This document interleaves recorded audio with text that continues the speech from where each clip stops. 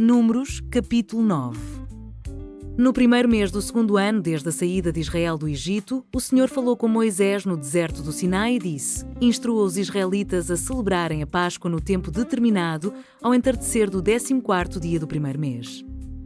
Siga todos os meus decretos e estatutos a respeito dessa celebração. Então Moisés instruiu o povo a celebrar a Páscoa no deserto do Sinai, ao entardecer do 14º dia do primeiro mês. Eles celebraram a festa ali, conforme o Senhor havia ordenado a Moisés. Alguns dos homens, porém, estavam cerimonialmente impuros por terem tocado num cadáver e não puderam celebrar a Páscoa naquele dia. Eles se dirigiram a Moisés e Arão no mesmo dia e disseram: Ficamos cerimonialmente impuros, pois tocamos num cadáver. Mas porque estamos impedidos de apresentar a oferta do Senhor no devido tempo como os demais israelitas? Moisés respondeu: Esperem aqui até eu receber instruções do Senhor para vocês. Então o Senhor disse a Moisés: Dê as seguintes instruções ao povo de Israel.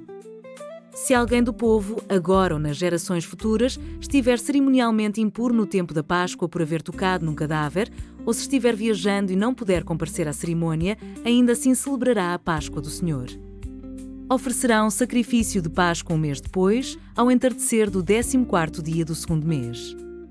Nessa ocasião, comerá o cordeiro de Páscoa, acompanhado de folhas verdes amargas e pão sem fermento. Não deixará sobrar coisa alguma do cordeiro até a manhã seguinte, e não quebrará osso algum do animal. Seguirá todos os decretos acerca da Páscoa. Aquele que estiver cerimonialmente puro e não estiver viajando, mas ainda assim não celebrar a Páscoa, será eliminado do meio do povo. Se não apresentar a oferta do Senhor no devido tempo, sofrerá as consequências de sua culpa. E, se algum estrangeiro que vive entre vocês desejar celebrar a Páscoa do Senhor, deverá seguir os mesmos decretos. Esses decretos se aplicam tanto aos israelitas de nascimento como aos estrangeiros que vivem entre vocês. No dia em que foi armado o tabernáculo, a tenda da aliança, a nuvem o cobriu. Desde o entardecer até o amanhecer, a nuvem sobre o tabernáculo parecia uma coluna de fogo. Era assim que sempre acontecia. À noite, a nuvem que cobria o tabernáculo tinha a aparência de fogo. Cada vez que a nuvem se elevava da tenda, o povo de Israel levantava acampamento e a seguia. No lugar onde a nuvem parava, eles acampavam. Assim, viajavam e acampavam por ordem do Senhor, para onde ele os conduzia. Enquanto a nuvem estava sobre o tabernáculo, permaneciam acampados. Se a nuvem ficava sobre o tabernáculo por muito tempo, os israelitas permaneciam ali e cumpriam suas obrigações para com o Senhor. Às vezes a nuvem permanecia apenas alguns dias sobre o tabernáculo, de modo que o povo também ficava apenas alguns dias, conforme o Senhor ordenava. Então, por ordem do Senhor, levantavam acampamento e seguiam viagem.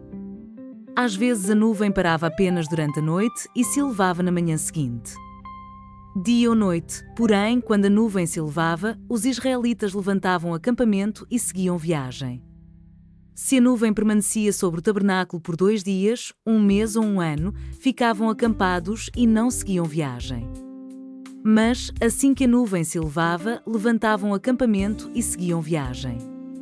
Com isso, acampavam por ordem do Senhor e viajavam por ordem do Senhor e cumpriam tudo que o Senhor lhes ordenava por meio de Moisés.